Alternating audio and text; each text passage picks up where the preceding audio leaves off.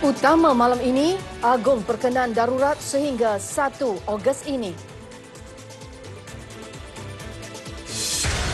Kes harian tertinggi jangkitan COVID-19 dicatatkan hari ini.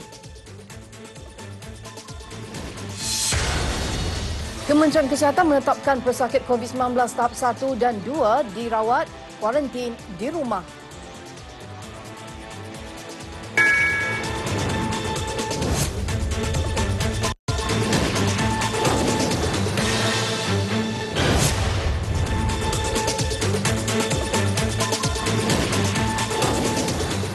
Assalamualaikum dan salam sejahtera. Yang di-Pertuan Agong Al-Sultan Abdullah Riayatuddin Al-Mustafa Billah Shah memberi perkenan pengisytiharan proklamasi darurat dilaksanakan sehingga 1 Ogos 2021. Darurat itu sebagai langkah proaktif membendung penularan pandemik COVID-19 di Malaysia. Datuk Pengelola Bijaya Diraja Istana Negara, Datuk Ahmad Fadil Samsudin dalam kenyataan Istana Negara memaklumkan Seri Paduka memberi perkenan tempoh pelaksanaan darurat itu atau sehingga suatu tarikh yang lebih awal jika angka kes positif COVID-19 harian dapat dikawal dan diturunkan dengan berkesan. Al-Sultan Abdullah turut berkenan dengan cadangan kerajaan bagi pembentukan satu jawatankuasa bebas yang akan dianggotai oleh ahli parlimen kerajaan dan pembangkang serta pakar-pakar kesihatan dan yang berkaitan.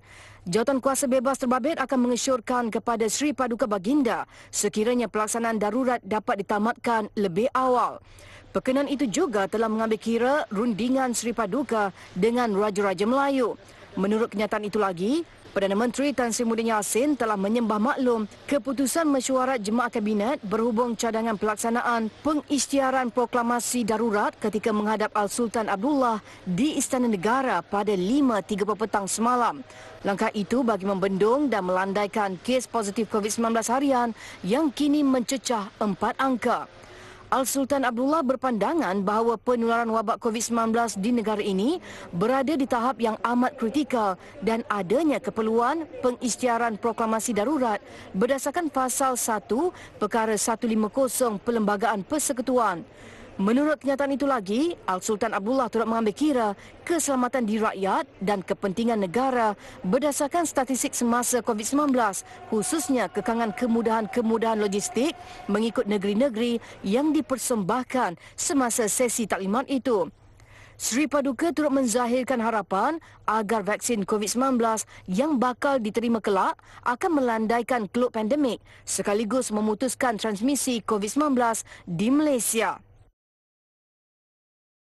Perdana Menteri dalam perutusan khas darurat siang tadi menjelaskan proklamasi darurat yang diisytihar bukan satu bentuk rampasan kuasa tentera dan perintah berkurung juga tidak dilaksanakan. Sebaliknya, Tan Sri Muhyiddin Yassin berkata, ordinan darurat itu perlu dilakukan memandangkan kes jangkitan semakin meningkat dan tidak menunjukkan tanda-tanda penurunan dalam masa terdekat.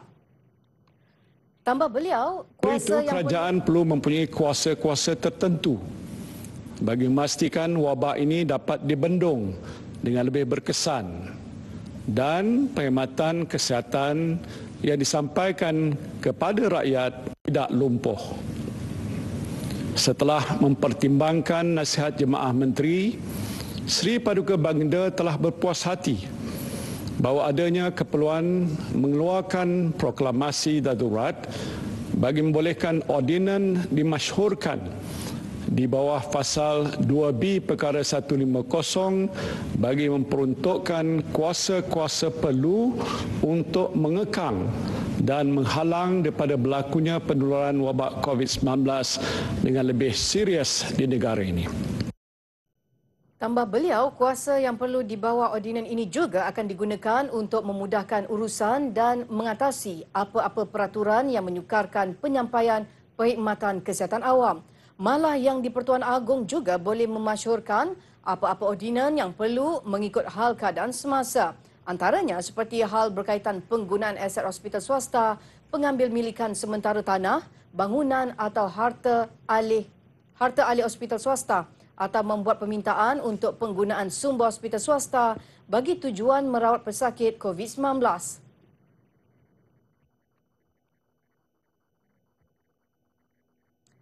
Dalam perutusan khas itu juga, Tan Sri Muhyiddin memaklumkan tiada sebarang pilihan raya diadakan sepanjang tempoh darurat yang dilaksanakan sehingga 1 Ogos depan.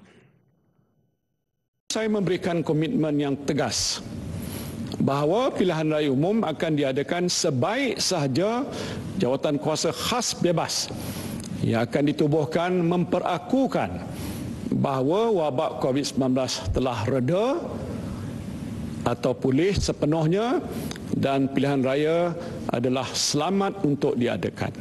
Pada masa itu terpulanglah kepada rakyat untuk memilih kerajaan mana yang layak untuk mentadbir negara ini dan menjaga kebajikan saudara dan saudari sekalian. Inilah komitmen dan aku janji saya yang akan saya tunaikan insya-Allah. Sepanjang tempoh darurat itu juga, Parlimen dan DUN tidak akan bersidang sehingga satu tempoh yang ditetapkan.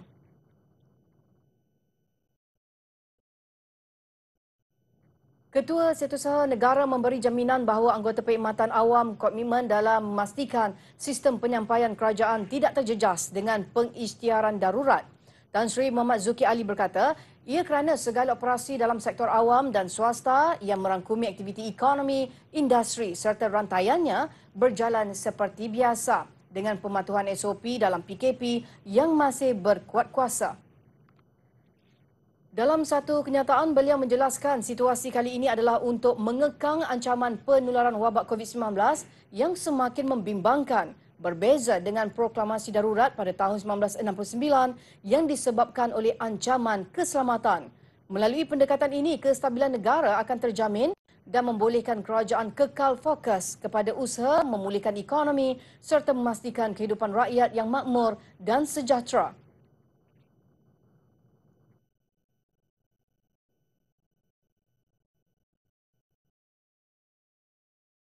Sesi persekolahan 2021 akan tetap bermula pada 20 Januari ini meskipun 3 peringkat pelaksanaan Perintah Kawalan Pergerakan dikuatkuasa untuk membendung penularan COVID-19.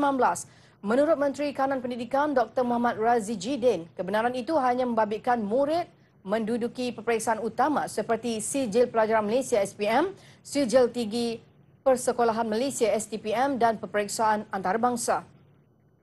Pertama adalah sekolah dalam kawasan PKP.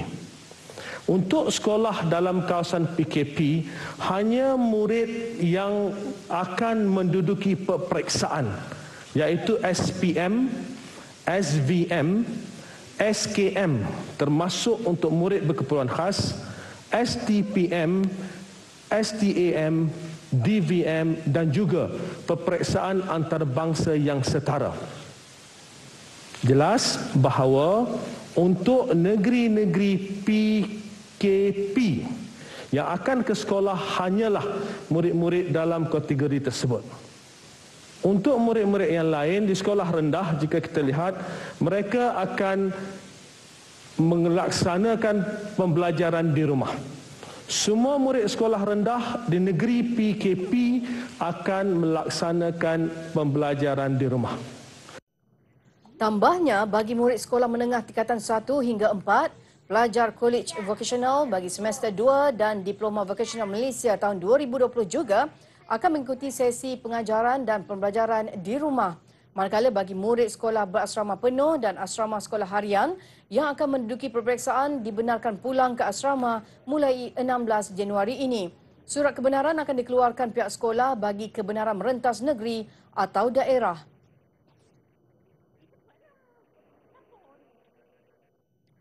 Malaysia sekali lagi merekodkan angka harian tertinggi kes COVID-19 melebihi 3,000 iaitu 3,309 kes dilaporkan hari ini. Ketua Pengarah Kesihatan Tan Sri Dr. Nur Hisham Abdullah berkata, ini menjadikan jumlah keseluruhan kes di negara ini mencecah 141,533 jangkitan dengan 30,390 kes aktif. Selangor merekodkan kes tertinggi baru 1,007 kes, diikuti Johor 442 kes dan Sabah 409 kes. Manakala sebanyak 11 kluster baru dikenal pasti, yang mana 4 daripadanya di Kuala Lumpur. Kementerian Kesihatan juga merekodkan 4 lagi kematian, 190 pesakit ditempatkan di unit rawatan rapi, termasuk 83 memerlukan bantuan pernafasan. Pada masa sama, 1,469 pesakit dilaporkan sembuh.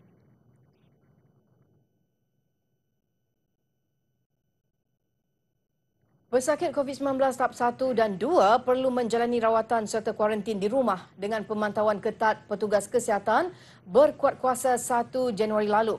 Menteri Kesihatan Datuk Seri Dr. Adam Baba berkata, pasukan khas diwujudkan di peringkat Pusat Kesiapsiagaan dan Tindak Cepat Krisis CPRC peringkat negeri dan daerah bagi memantau pesakit yang dirawat di rumah. Bagi pesakit yang bergejala akan dirawat di hospital serta menjalani proses pemantauan seperti biasa.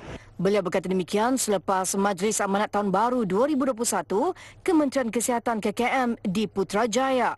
Jelasnya pesakit tahap 1 dan 2 itu akan diberikan tempoh selama 10 hari untuk berada di rumah dan jika ujian hari terakhir negatif bermakna mereka bebas jangkitan itu. Bagaimanapun KKM akan menilai keluasan rumah serta bilangan isi rumah yang ada sebelum membenarkan pesakit COVID-19 tahap 1 dan 2 terbabit menjalani rawatan di rumah masing-masing.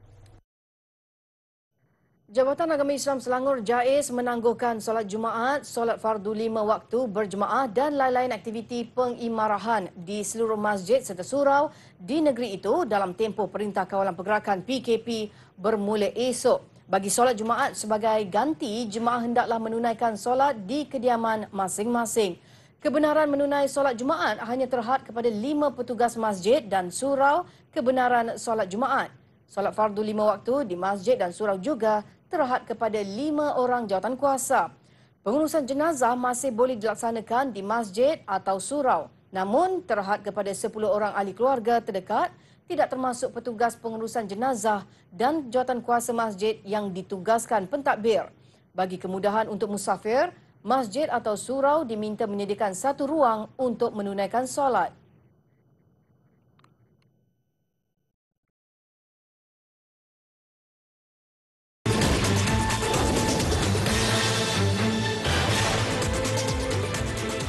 Bertemu kembali. Seorang pegawai kanan tentera berpangkat Lieutenant Colonel didakwa sekali lagi di Mahkamah Session Ipoh hari ini atas pertuduhan menerima wang berjumlah RM114,000 hasil aktiviti haram 5 tahun lalu. Tertuduh Azman Muhammad Yassin, 58 tahun, bagaimanapun mengaku tidak bersalah selepas pertuduhan dibacakan di hadapan Hakim S. Indra Nehru. Mengikut pertuduhan, Azman didakwa menerima wang berkenaan melalui cek milik Muhammad Adka Solahuddin ke dalam akaun bank miliknya di sebuah bank di Bidor pada 25 Oktober 2016. Sabit kesalahan, tertuduh boleh dipenjara sehingga 15 tahun dan denda tidak kurang daripada 5 kali ganda jumlah atau nilai hasil daripada aktiviti haram atau RM5 juta yang mana lebih tinggi. Mahkamah menetapkan jaminan terdahulu di Mahkamah Session Kuala Lumpur berjumlah RM80,000 diguna pakai untuk kes ini. Kes turut dipindahkan untuk dibicarakan bersama dengan kes yang dihadapi tertuduh sebelum ini. 23 November lalu, Azman mengaku tidak bersalah di Mahkamah Session Kuala Lumpur atas 2 pertuduhan pecah amanah dan menyalahgunakan dana tabung kebajikan Akademi Latihan Ketenteraan berjumlah RM920,000.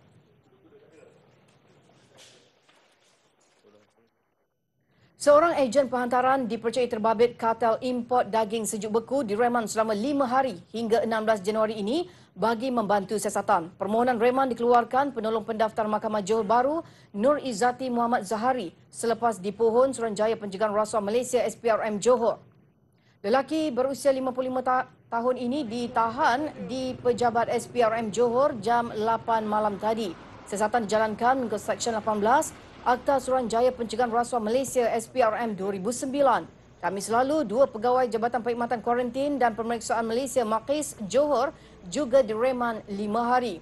Kedua-dua pegawai berusia 27 dan 31 tahun itu direman mengikut Seksyen 17(A) Akta SPRM 2009. Sindiket terbabit dipercayai mendalangi penyeludupan daging import sejuk beku dari negara yang diragui status halal.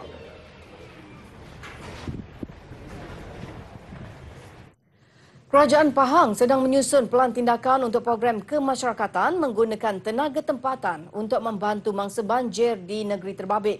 Ia berikutan larangan rentas sempadan untuk khidmat sukarelawan luar. Antara tenaga kerja yang akan digerakkan termasuk kaki tangan kerajaan, pasukan keselamatan dan pertubuhan bukan kerajaan NGO. Kita difahamkan mereka yang berada di luar negeri Pahang dah tidak boleh merentas negeri. Jadi kita mengharapkan kita sama kita lah. Jadi NGO dalaman, NGO negeri Pahang sendiri, tempatan ya. Kita terpaksa bekerja keras lah untuk kerja-kerja pasca banjir di tempat kita sendiri ya. Jadi saya rasa itu tidak ada masalah kerana pihak kerajaan negeri pun telah membuat beberapa mesyuarat penyelarasan NGO dan sukarelawan termasuk di peringkat negeri dan juga di peringkat daerah ya. Dan kita bersedialah untuk berdikari. Hingga petang tadi, lebih 19,000 mangsa membabitkan 5,267 keluarga masih ditempatkan di 182 pusat pemindahan sementara di Pahang. Temerloh mencatatkan bilangan mangsa tertinggi diikuti Pekan dan Maran. Paras banjir di sebahagian kawasan bencana di negeri ini mulai surut kecuali sekitar lembangan sungai utama di Pahang masih ditenggelami air. Sanggup meninggalkan anak kecil dan keluarga atas tuntutan tugas. Biarpun menyedari berdepan risiko dijangkiti COVID-19, perkara itu tidak mematahkan semangat petugas Pusat Kuarantin dan Rawatan COVID-19 Taman Expo Pertanian Malaysia Serdang PKRC MAEPS 2.0. Semuanya demi melihat pesakit sembuh dan kembali ke pangkuan keluarga. Ungkapan penghargaan tidak mampu membalas segala pengorbanan, semangat kental dan keikhlasan ditunjukkan barisan hadapan ini. Wan Zairul Azri Wan Muhammad Sudin ada laporannya. PKRC MAEPS 2.0 dibuka lanjutan peningkatan kes COVID-19 di zon tengah merangkumi Kuala Lumpur, Selangor dan Negeri Sembilan. Kali pertama MAEPS diaktifkan sebagai PKRC pada 16 April 2020 sebelum ditutup 3 bulan kemudian. Seramai 1,180 petugas daripada 19 agensi terbabit memastikan kelancaran pusat ini. Saya berterima kasih kepada semua petugas yang ada di sini yang telah menunjukkan kerjasama yang baik, komitmen yang tinggi, dan saya harap kita kekalkan ini sehingga selesai kita melawan COVID-19 ini. Walaupun ada petugas-petugas sendiri yang menjadi mangsa COVID juga yang positif dan sebagainya, tapi bilangan ini adalah terlalu kecil. Mereka, kita boleh katakan, bertaruh nyawa juga untuk menjaga pesakit-pesakit COVID. Bermandi peluh memakai pakaian pelindungan diri PPE dan bersengkang mata, begitu besar pengorbanan mereka. Apabila mereka melihat rakyat berterima kasih, memahami, memberikan sokongan, mereka lebih semangat untuk bertugas. So kita harapkan doa daripada seluruh rakyat kepada kami dan juga sokongan kepada kami. InsyaAllah kami akan cuba sebaik mungkin. Dan juga kami memohon agar rakyat memahami dan mematuhi SOP lah. SOP itu yang kami perlukan supaya kita dapat mengurangkan beban kepada petugas bukan saja di sini tapi juga di semua tempat. Teruskan usaha kita untuk membantu dalam menenangi kes-kes COVID dan bagi pesakit juga teruskan semangat anda, teruskan mengamalkan SOP dan semoga sihat. 2,492 pesakit ketika ini sedang menjalani rawatan di PKRC terbabit. Tidak pasti, jangan kongsi. Dakwaan tidak benar mengenai keadaan maupun situasi di PKRC MAEPS 2.0 ini bukan sahaja melunturkan semangat atau emosi kaki tangan yang bertugas di sini, malahan mencetuskan kebimbangan pesakit, terutama keluarga yang berada di rumah. Cukuplah tularkan perkara yang tidak benar, palsu maupun fitnah. Ini kali marilah kita sama-sama memberikan kata semangat atau menyebarkan pula aura positif dalam kita menghadapi peperangan terhadap COVID-19 yang masih belum ada titik noktah. Terima kasih. Wan Zairul Azri Wan Muhammad Sudin melaporkan. Pharmaniaga Berhad menandatangani perjanjian dengan syarikat China Sinovac Life Science hari ini untuk pembekalan 14 juta dos vaksin COVID-19 secara pukal bagi menjalankan proses pembotolan dan pengedarannya di Malaysia. Proses pembotolan vaksin Sinovac akan dijalankan seawal akhir bulan depan dan dijangka diedarkan ke hospital seluruh negara pada akhir Mac. Pengarah urusan kumpulan Pharmaniaga Datuk Zulkarnain Mat Yusof berkata, projek itu akan dilaksanakan anak syarikat milik penuhnya Pharmaniaga Life Science Sdn Bhd PLS di kilangnya di Puchong. Untuk retrofit punya program untuk plan di Puchong, kita invest not more than 3 million. And then it has been approved by our board in the previous board meeting. That to upgrade and then to do the retrofitting for this plant. And then for your information, our capacity to produce this fill and finish vaccine in Puchong is about 2 million doses per month. Bagi tujuan itu, Pharmaniaga bekerjasama dengan Bahagian Regulatory Farmasi Negara NPRA untuk memastikan kilang itu sentiasa mematuhi syarat kawal selia ditetapkan. Pemindahan teknologi dengan Sinovac itu memperkukuh rancangan syarikat berkenaan untuk membangunkan kilang vaksin halal pertama di dunia menjelang 2023. Majlis menandatangani perjanjian itu disaksikan Menteri Kanan Keselamatan Datuk Seri Ismail Sabri Yaakob, Menteri Kesihatan Datuk Seri Dr. Adam Baba dan Menteri Sains Teknologi dan Inovasi Khairi Jamaluddin. Langkah Nik Azmi Raja Ismail menanam pokok durian Belanda sebagai tanaman alternatif kepada pokok kelapa sawit wajar diteruti peneroka lain. Sebagai galakan dan semoga menjadi ikutan, segmen Bijak Tani minggu ini memfokus kelebihan menanam pokok durian Belanda atau di beberapa tempat lain dikenali sebagai durian selat atau durian sayur.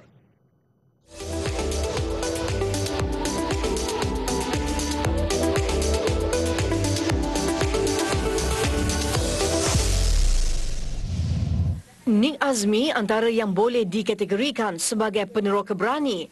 Tinggal di rancangan Tanah Felda Aring 1 Gua Musang, Nik Azmi mula menanam pokok durian Belanda apabila harga sawit mula tidak menentu 5 tahun lalu. Keputusannya tepat. 3 tahun kemudian, Nik Azmi sudah pun mendapat hasil daripada tanaman durian Belandanya.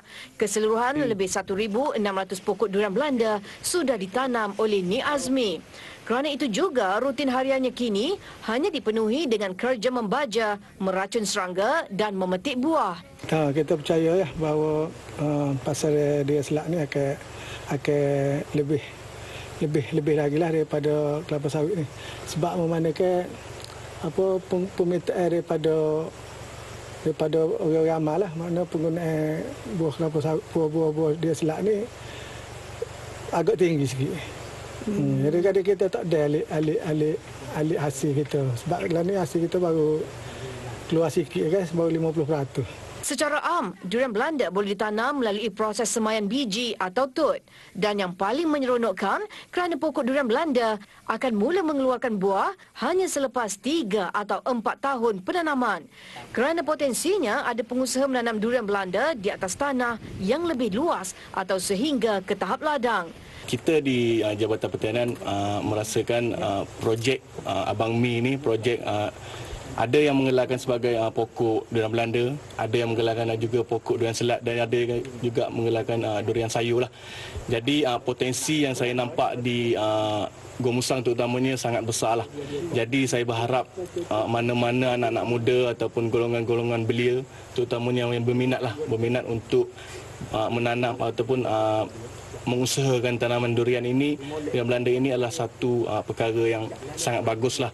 Dari segi pemasaran, Nik Azmi tidak pernah risau. Selain pasar raya di sekitar Gua Musang, buah durian Belanda Nik Azmi turut diterima oleh pasaran di luar negeri Kelantan.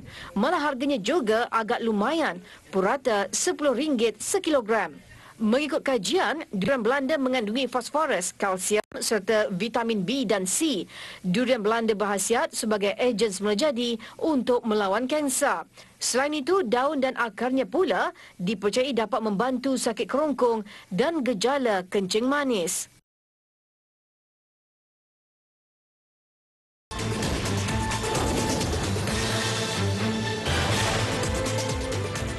Kita ke laporan antarabangsa. Sebuah kotak hitam dipercayai milik pesawat Sriwijaya SJ182 ditemui oleh pasukan penyelam khas Badan Mencari dan Menyelamat Nasional Basarnas. Menurut laporan media tempatan Detik.com, pasukan menyelam menjumpai kotak hitam itu di perairan Pulau Laki, Pulau Lancang, Kepulauan Seribu, Jakarta.